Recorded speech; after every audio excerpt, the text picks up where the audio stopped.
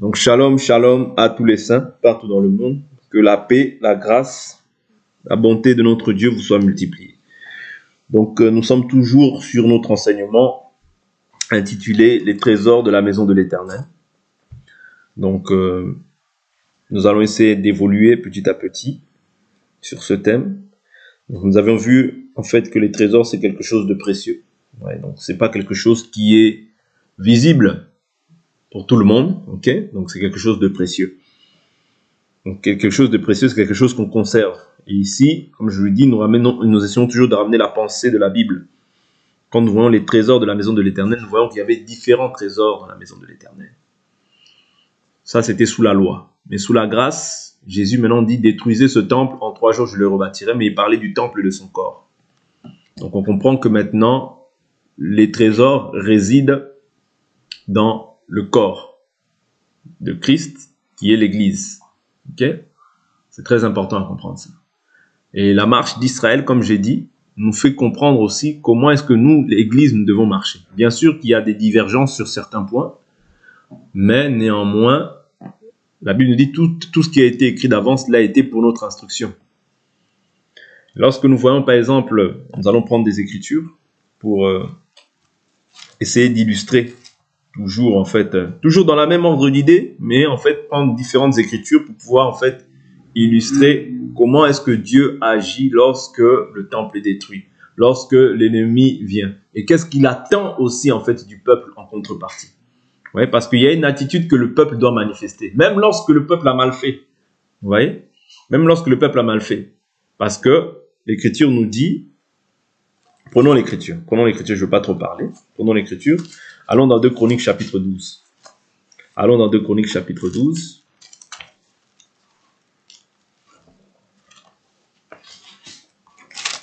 De Chroniques 12. Là, je suis trop loin.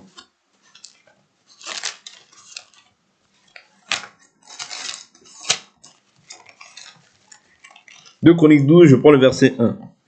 L'Écriture nous dit, lorsque la royauté de Roboam se fut consolidée, que lui-même se fut affermi, il abandonna la loi de l'Éternel, et tout Israël l'abandonna avec lui. On comprend que le roi représente en fait le peuple.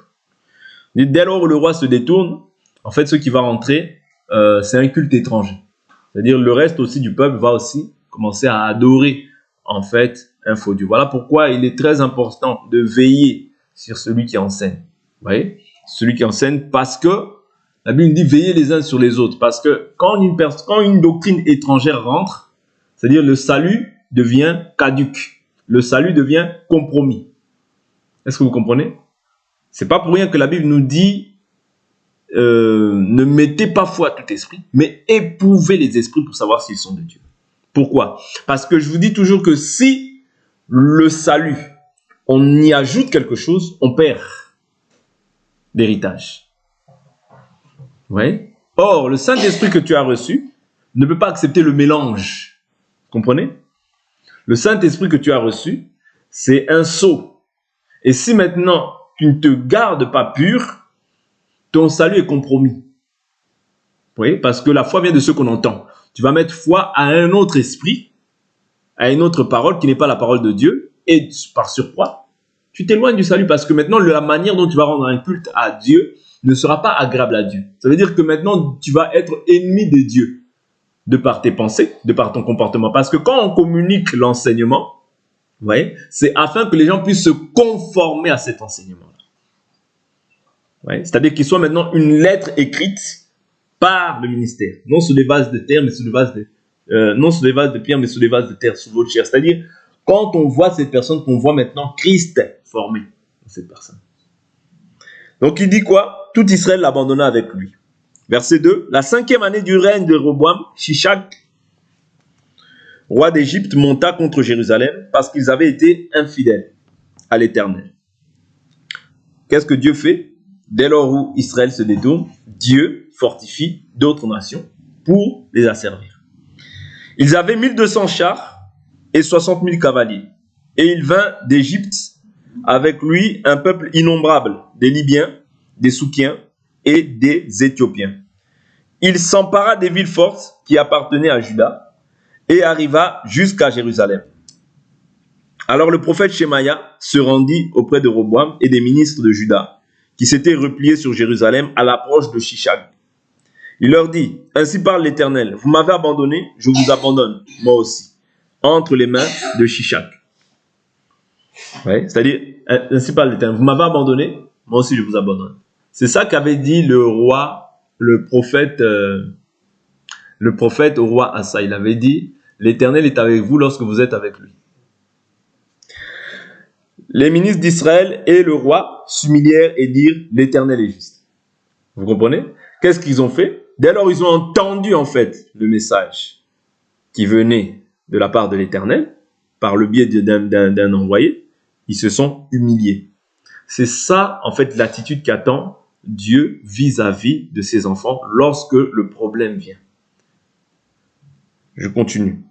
Ils s'humilièrent, il dit, quand l'Éternel vit qu'ils s'humilièrent, la parole de l'Éternel fut ainsi adressée à Shemaïa. Ils se sont humiliés, je ne les détruirai pas. Sous peu, je leur donnerai le moyen d'en réchapper et ma fureur ne se répandra pas sur Jérusalem par l'intermédiaire de Shishak.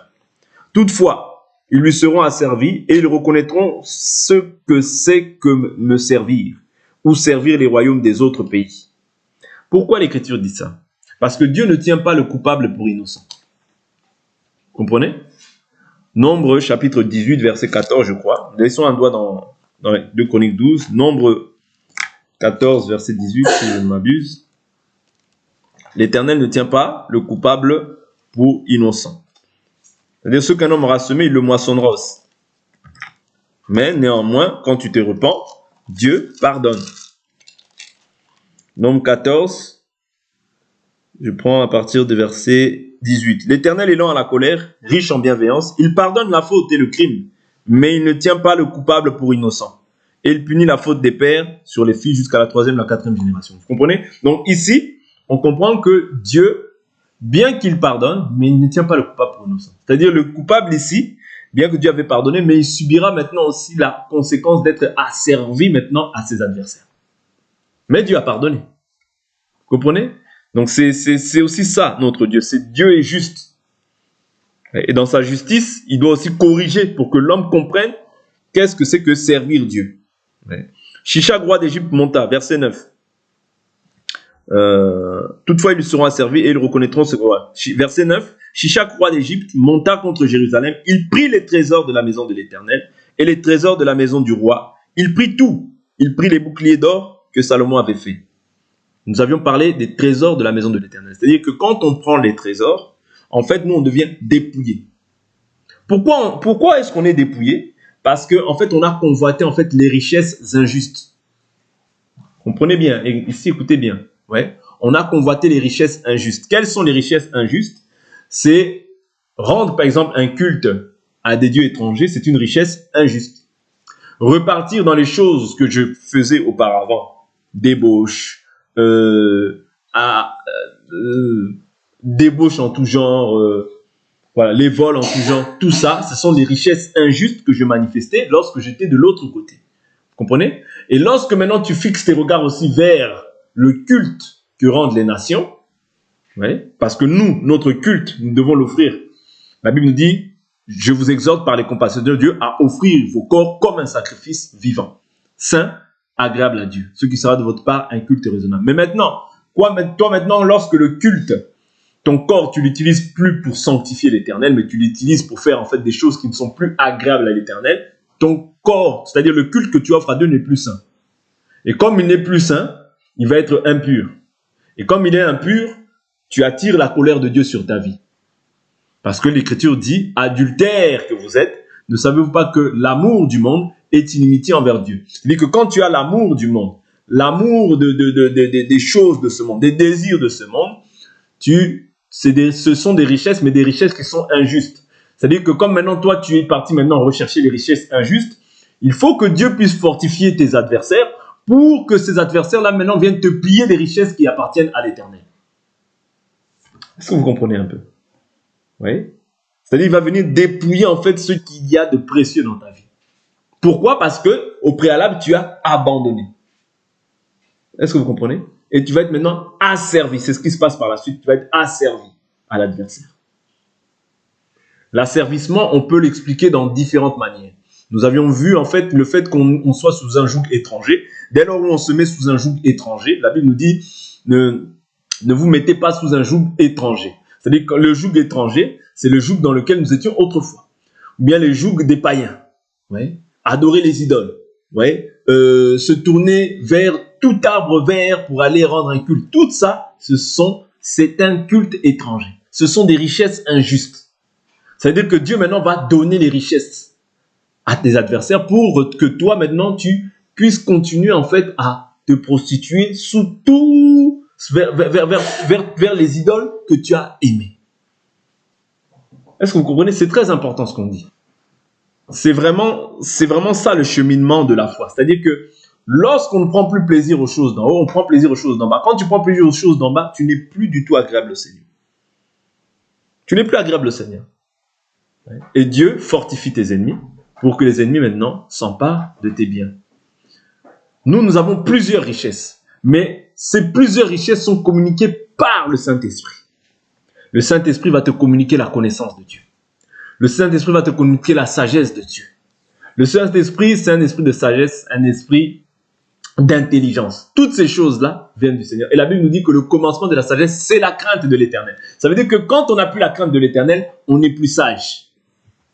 Même si tu as Jésus à la bouche, mais si la crainte n'accompagne pas cela, la sagesse s'éloigne de toi. Oui?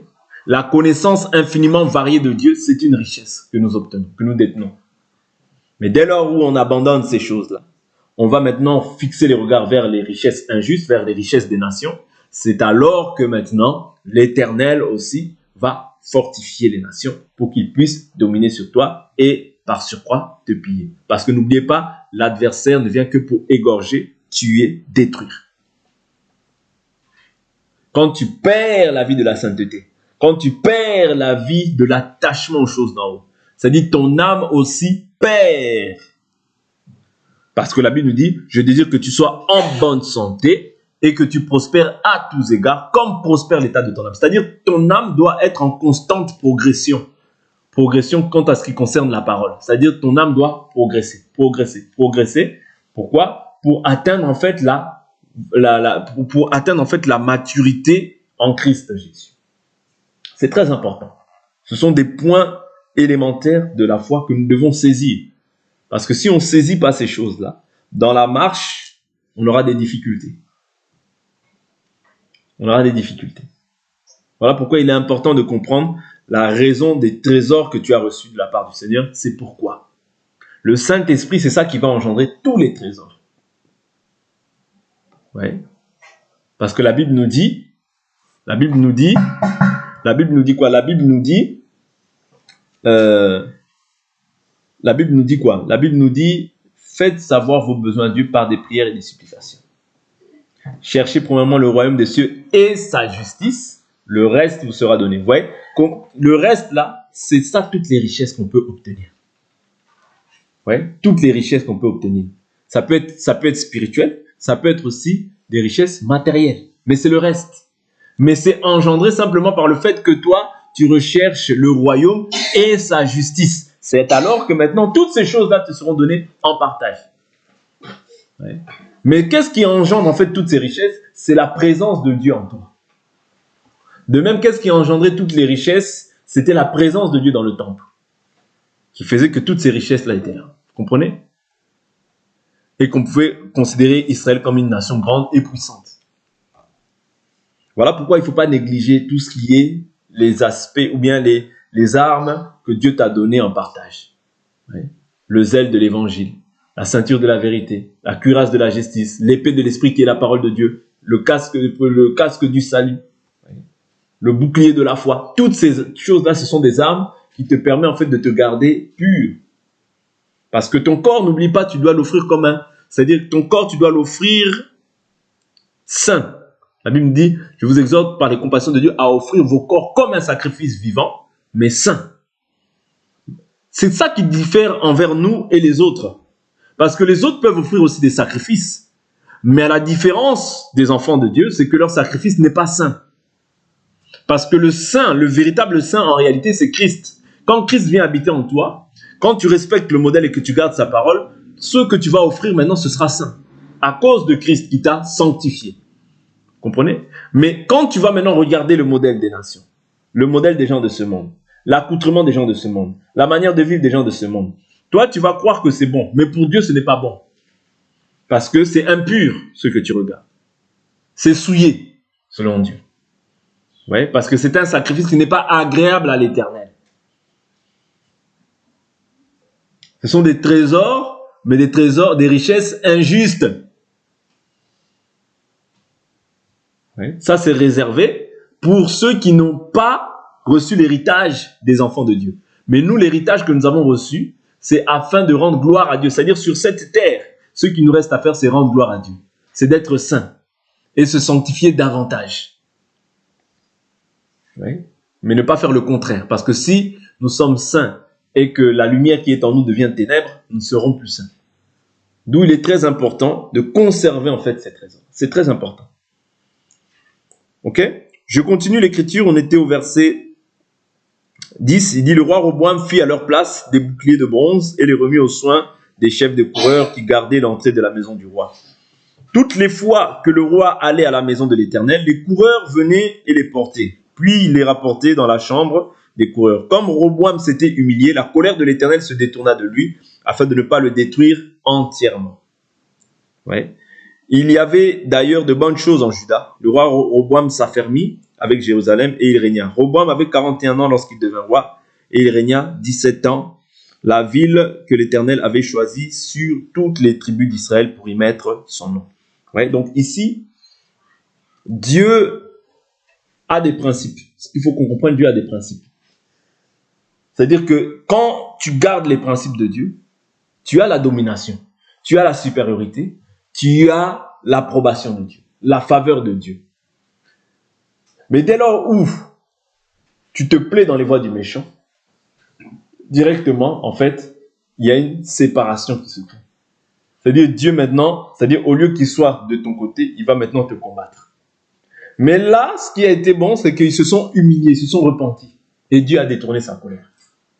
Dès que ce que Dieu attend aussi des enfants de Dieu, c'est que quand ils savent qu'ils ont fait le mal, qu'ils puissent aussi prendre cette attitude d'humilité. En Israël, ils mettaient le sac et la cendre sur eux pour démontrer qu'ils étaient en jeûne et ils déchiraient leurs vêtements. Mais au jour d'aujourd'hui, dans le livre de Joël, nous dit quoi? Déchirez vos cœurs et non vos vêtements.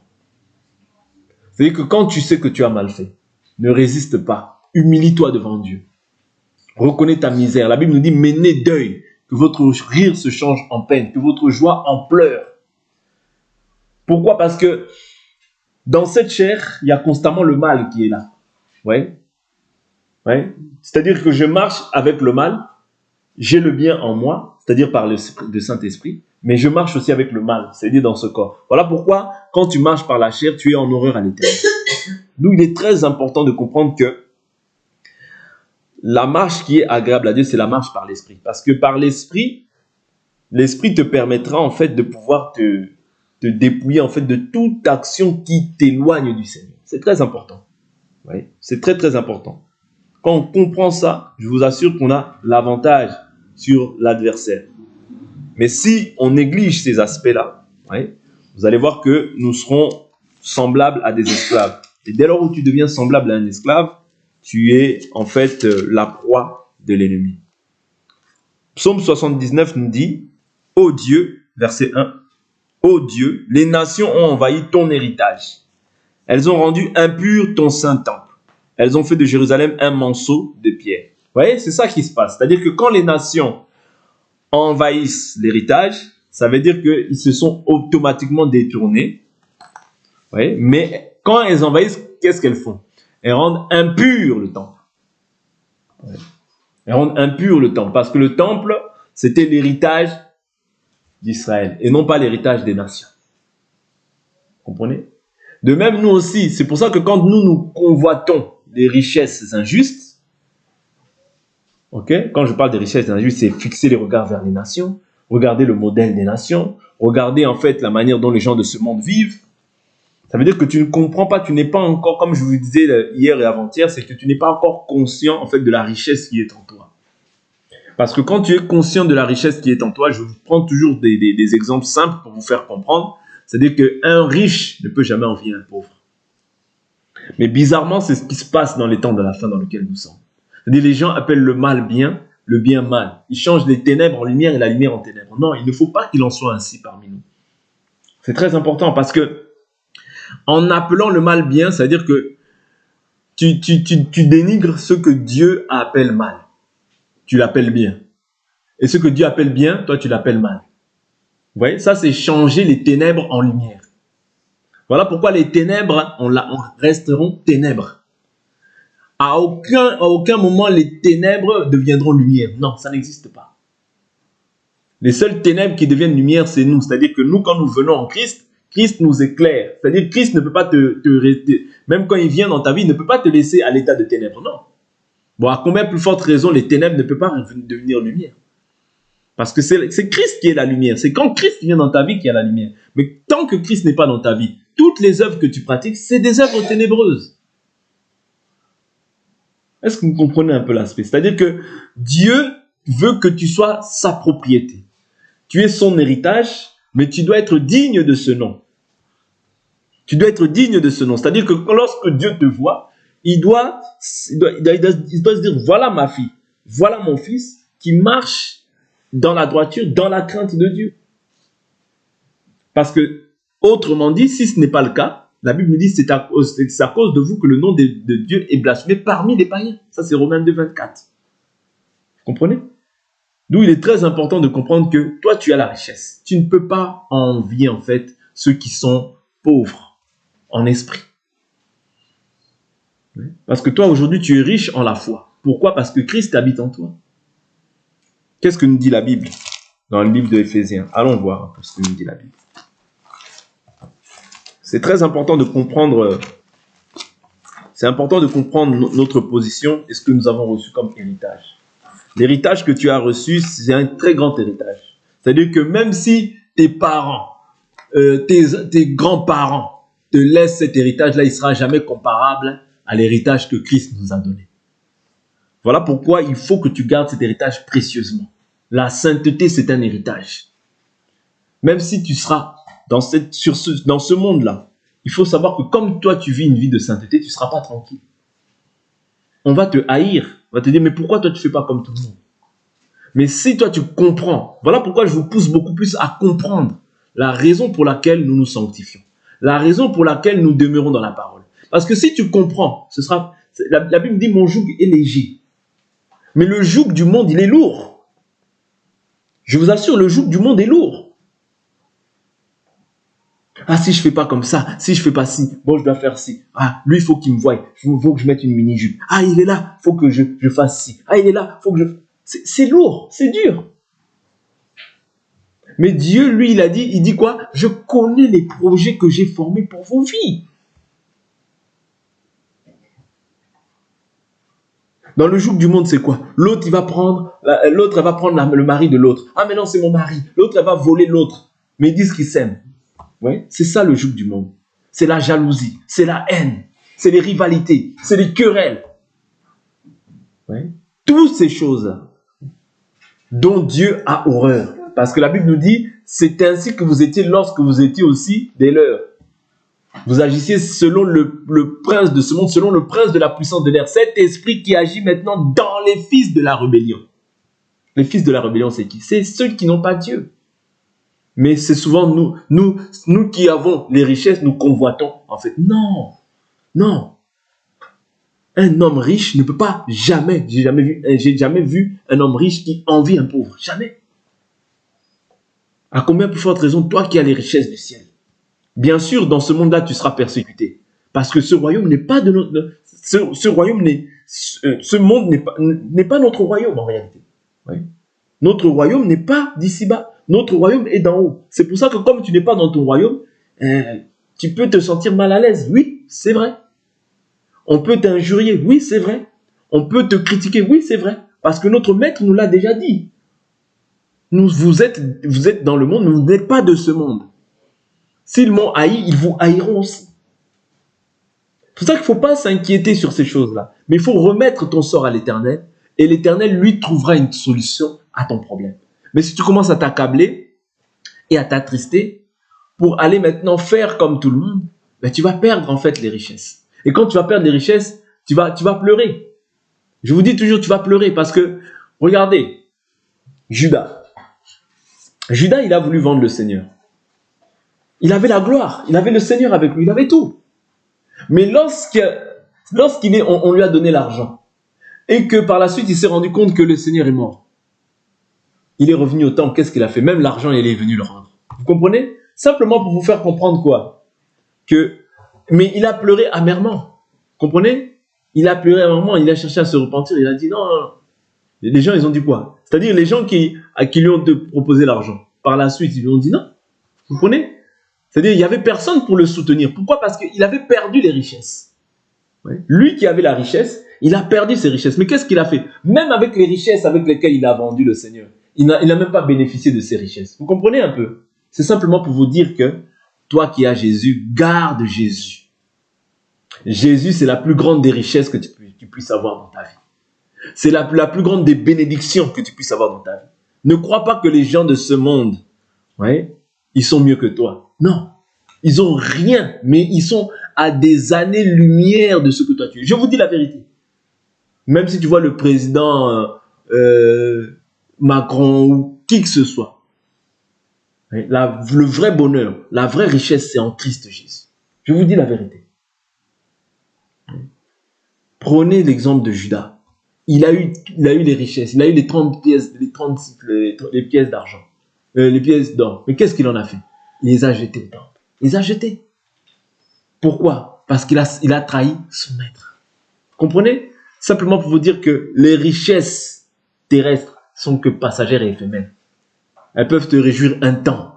Mais la véritable richesse, c'est Christ en toi. Pierre, lorsqu'il a trahi le Seigneur, il a pleuré. Mais il s'est repenti sincèrement. Et il est revenu au Seigneur.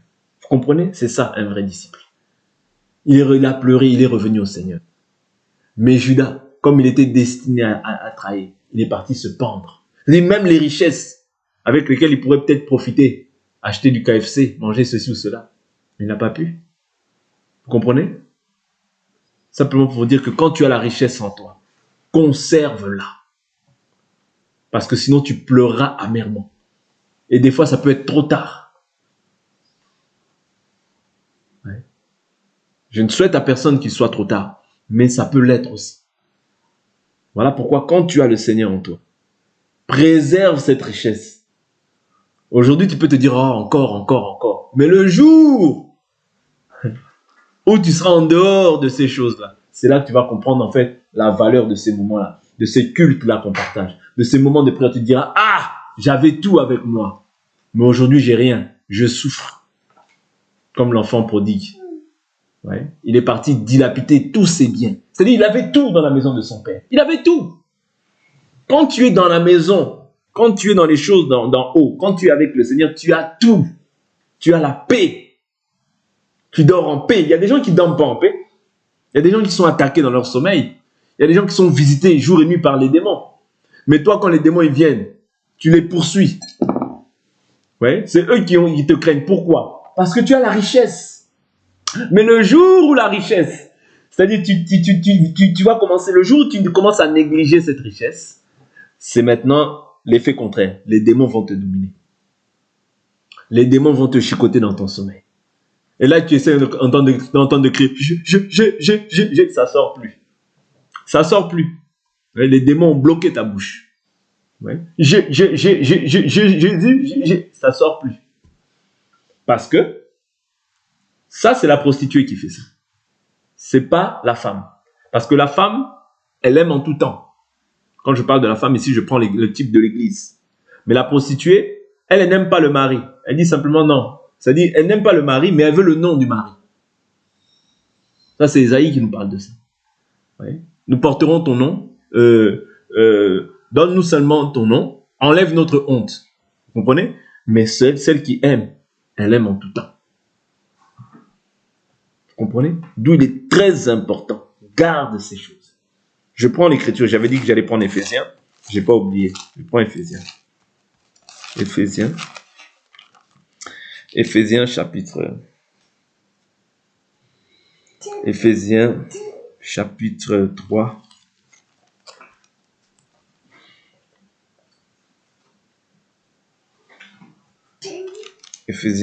3.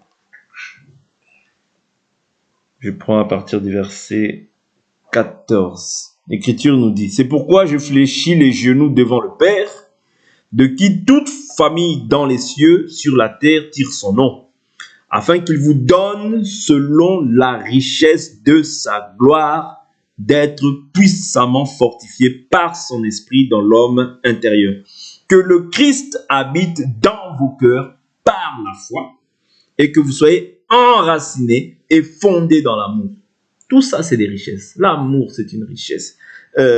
Être puissamment fortifié par le Saint-Esprit dans l'homme intérieur, c'est une richesse que Dieu t'accorde. Pour être capable de comprendre avec tous les saints quelle est la largeur, la longueur, la profondeur et la hauteur, et de connaître l'amour du Christ qui surpasse toute connaissance, en sorte que vous soyez remplis jusqu'à toute la plénitude de Dieu. Oui.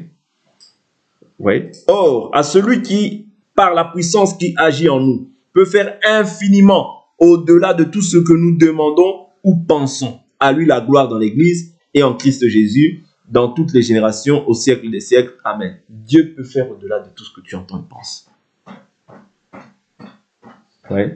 Mais à condition, il y a des conditions. Je vous dis toujours, le salut est conditionné. Offrez à Dieu vos corps comme un sacrifice vivant, saint. N'oubliez pas, il y a des choses qui ne sont pas saintes. Il y a des choses qui ne sont pas pures. Il y a des choses qui souillent ton esprit. Des choses que tu peux voir et entendre. Tu dois préserver en fait ton écoute des choses qui vont te souiller. Oui? Parce que quand tu es souillé, tu n'es plus pur. Ton corps, tu dois l'offrir comme un sacrifice vivant saint. Le fait que tu offres un sacrifice vivant et saint, ça te distingue déjà de tous les autres sacrifices qui sont offerts sur la terre. Parce que tous les sacrifices qui sont offerts, à la surface de la terre, pour tout enfant, pour toute personne qui n'est pas un enfant de Dieu, c'est un sacrifice qui n'est pas saint. Tu offres. Oui, moi j'ai offert mon corps. J'offre mon corps, je prie. Oui, tu pries. Je prie 5 fois par jour. Oui, tu pries. Mais le sacrifice n'est pas saint. Parce que le seul qui a été trouvé saint devant Dieu, c'est Jésus. C'est-à-dire tous les autres sacrifices qu'on offre, ce sont des sacrifices qui sont impurs. Ce sont des sacrifices qui sont impurs. Qui sont en fait voués aux démons. Et toi, tu as choisi la bonne part. N'oubliez pas, tu as choisi la bonne part, celle qui ne te sera jamais ôtée. C'est une richesse. N'envie pas les pauvres en esprit. N'envie pas. N'envie pas ceux qui sont pauvres. Toi, tu as la richesse, la véritable, celle qui t'accompagnera jusque dans la vie éternelle. Quand tu regardes le monde, tu envies les pauvres. Je vous assure. Les gens souffrent. Il doit faire une chirurgie. Il doit changer ses fesses. Il doit changer ses yeux. Il doit changer ses seins. Pourquoi? Tout ça parce que c'est la pauvreté spirituelle. Quand tu es pauvre en esprit, c'est ainsi que tu agis. Tu dois changer ton nez. Tu dois changer tes oreilles. Ah là, mon oreille, je casse mon nez. Pas. Tu casses ton nez. Pas. On te casse. Il faut que ton nez soit pointu comme ça. Ah, je veux changer mes lèvres. L'être humain, il est toujours insatisfait. Ah, je vais faire une teinture bleue. Ah, je vais faire ça. C'est la souffrance. Ça, ce sont des richesses injustes. Quand tu as compris ce qu'est Christ pour toi, tu offres ton corps comme un sacrifice vivant et saint. Et je vous assure que Dieu, quand tu mets aussi Dieu à l'épreuve, Dieu va se glorifier dans ta vie. Parce que Dieu peut faire, comme on a lu là, infiniment au-delà de ce que toi tu entends et penses. C'est-à-dire, tu peux penser des choses, mais Dieu peut penser même... Toi, tu peux dire non, moi si j'ai ça, c'est bon. Mais Dieu peut faire encore au-delà de ce que toi tu penses. Ne négligez pas Dieu. Quand tu prends Dieu au sérieux, Dieu aussi va te prendre au sérieux. Je vous dis la vérité. Prends Dieu au sérieux seulement. Respecte les principes du royaume. Tu verras ce que Dieu fera avec toi. Tout ce que tu as envie, tout ce que tu regardes aujourd'hui, tu verras que demain, tu es environ. Les gens vont t'envier, vont commencer à t'envier, dire et tu seras un modèle. Parce que quand tu choisis Dieu, je vous assure, hein, tu n'as rien perdu. Tu n'as rien perdu, au contraire, tu prends de l'avance. Quand je vois tout ça, je me dis, si j'aurais... Bon, c'est Dieu qui fait chaque chose dans son temps, mais j'aurais préféré vraiment servir Dieu depuis toute mon enfance. Ça m'aurait évité beaucoup de problèmes dans ma vie. Beaucoup de problèmes dans ma vie. Quand tu connais Dieu depuis ton enfance, tu grandis dans les choses de Dieu. C'est une richesse et c'est un plaisir. C'est un plaisir. Mais des fois, on peut voir ça comme si c'était une torture. Non, je vous assure, dans 10 ans, 15 ans, on va se revoir, on va voir. Dieu a toujours raison. L'homme a tort. La Bible dit que tout homme soit reconnu comme étant menteur, Dieu seul soit reconnu comme étant vrai. Dieu ne déçoit pas. Quand tu t'attaches à Dieu, Dieu aussi va récompenser, parce que la Bible dit il est le rémunérateur et le consommateur de notre foi. Toi, mets seulement ta foi en Dieu. Tu verras, Dieu fera le reste avec toi. Là où les gens vont courir pour chercher les maris, toi, tu ne vas pas forcer. Le mari va venir calmement et c'est Dieu qui va l'envoyer. Quand Dieu envoie un cadeau pour ses enfants, c'est un cadeau qui est durable. Ce n'est pas un CDD, contrat à durée déterminée. Et un temps après, il est parti en Chine, il est parti dans un coin là-bas. Non. Quand Dieu donne, il donne quelque chose de bien, de parfait, de construit, de complet. Ce que tu envies aujourd'hui. Je vous assure, si tu restes dans ces convoitises-là, demain tu vas pleurer. Mais si tu te conformes à la volonté de Dieu, si tu commences à servir Dieu d'un cœur sincère, et tu te rends compte en fait de la divinité qui est en toi, dans cette maison, je vous assure, Dieu ne va pas nous décevoir. Mais soyons fidèles. Soyons fidèles. C'est ça que Dieu attend de nous, la fidélité, la constance. C'est pas je commence aujourd'hui, demain je me relâche. Je reprends aujourd'hui, demain je me relâche. Non, là tu n'es plus constant. Sois constant. Mais là, quand les efforts que tu fournis aujourd'hui, ça payera toujours. Tôt ou tard, ça payera. Mais te relâche pas. Parce que si tu te relâches, l'adversaire, lui, il envie tes convoitises. Toi, peut-être des fois, tu ne te rends pas compte. Mais les ennemis, l'adversaire, lui, voit tes richesses et il se dit, si moi je pourrais. Mais il ne peut pas. Parce qu'il y en a qui ne sont pas destinés à ces choses. Même s'ils voient, ils passeront à côté. Mais toi, qui as reçu la grâce de Dieu, attache-toi. Il n'y a rien dans le monde. Il n'y a rien dans le monde. Amen. Que Dieu nous bénisse. On va s'arrêter là pour aujourd'hui. Et on va prier. Papa.